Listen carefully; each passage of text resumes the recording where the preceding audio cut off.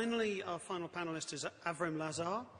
Avrim is President and CEO of the Forest Products Association of Canada and has been since January the 1st, 2002. Mr. Lazar has held senior policy positions in the Government of Canada in the Ministries of Justice, Agriculture, Environment and Human Resource Development. During this period, he was responsible for national policy in areas as diverse as climate change, biodiversity, child poverty, employment insurance and labour force training. He was chair of the committee of the whole of the Second UN Conference of the Parties to the Convention on Biological Diversity in 1995. Avrim will be no stranger to those of you who attended last year's conference. You may recall FPAC announcing that they would be carbon neutral by 2015 without the purchase of offset. Perhaps Avrim will tell us about progress on that. They're working with WWF Canada towards that goal. In the meantime, the forest industry has always led on the issue of climate change, and they were one of the first industries to be hit hard by its physical impacts. Avrim, welcome. Thank you.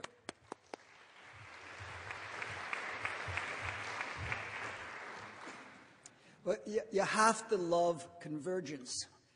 When the stock market was going down and we began to think of the 30s, I remembered the cartoons of people wearing rain barrels, Joe Citizen with nothing but a rain barrel to wear. And here we are with the insurance industry telling us that we should have them ready. So just as you begin to think the world doesn't make sense, it all knits together again. Last year, my fundamental message was business should not wait for government. We got to get with it. If all we do is react to government regulation, we're going to be way behind business necessity. And as a result, Canada's forest industry decided to go carbon neutral, cradle to grave, right up and down the value chain without purchased offsets by 2015 because we thought, we know and we are finding that's a way to make money by being ahead of the marketplace. That's way more ambitious than anything government is thinking.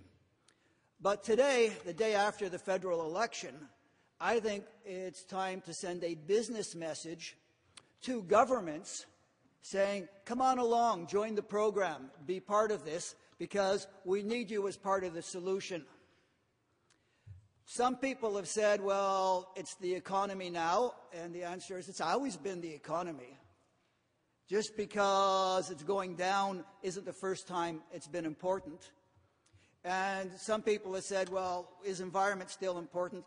If you lose your job and you've got a health problem, you don't stop caring about the health problem, you just focus for a while on finding the next job. But that assumes the two are independent.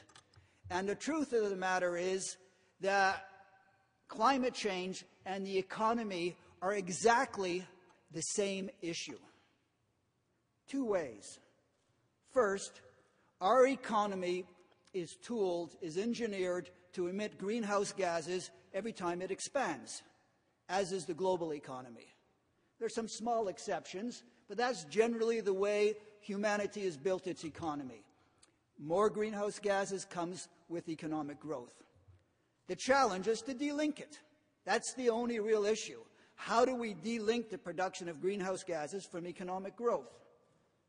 So it is about the economy. And the second piece of how it's about the economy is if you want to make money, which certainly the forest industry has fantasies of doing, if you want to make money, then you have to look for where human scarcity is going to be. What's going to be scarce in the economy?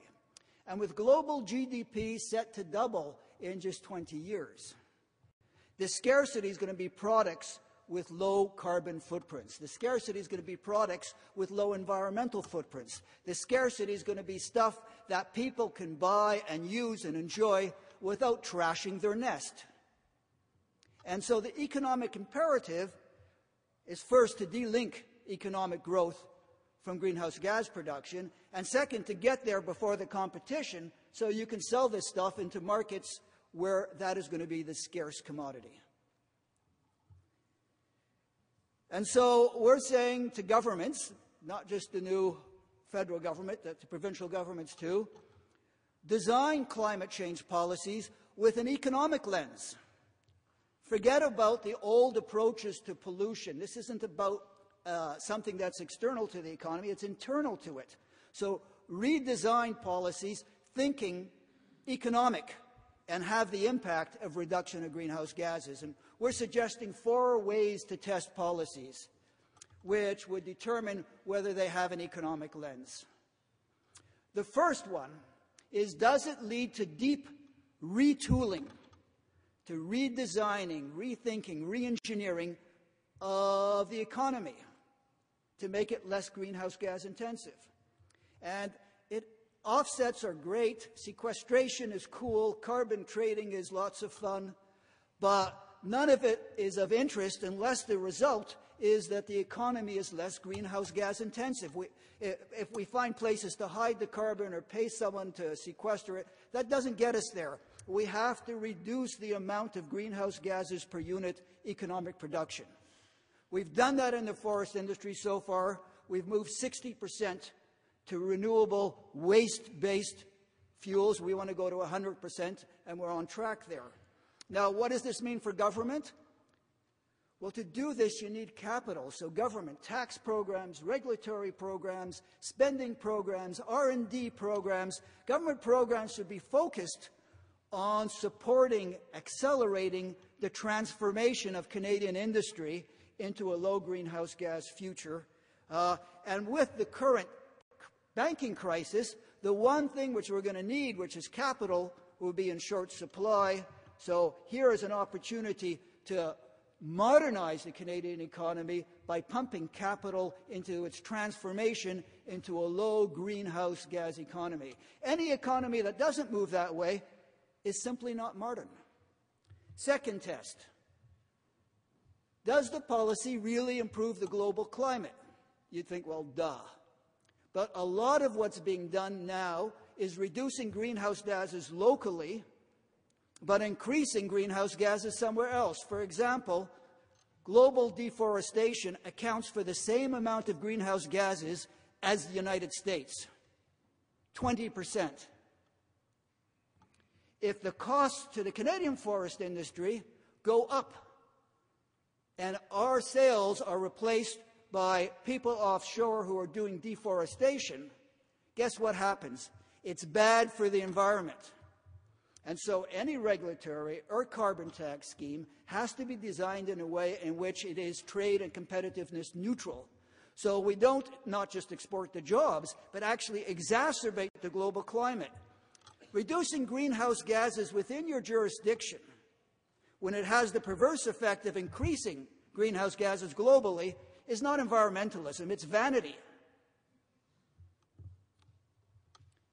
Tom Kershane, Jack Mintz have come up with ways in which we can do this. It's not impossible. For example, carbon taxes can be refunded at the border like GST. Third test, does it understand where markets are? PEI may want its own cap-and-trade system, as does every other province. The Western guys want it, the Eastern guys want it. It's a North American marketplace. What we do has to harmonize and work in the North American market. And fourth and final, does it prepare us for a changed climate? We've heard over and over again adaptation. In the past, you could not say adaptation without saying mitigation is important, but adaptation is important too.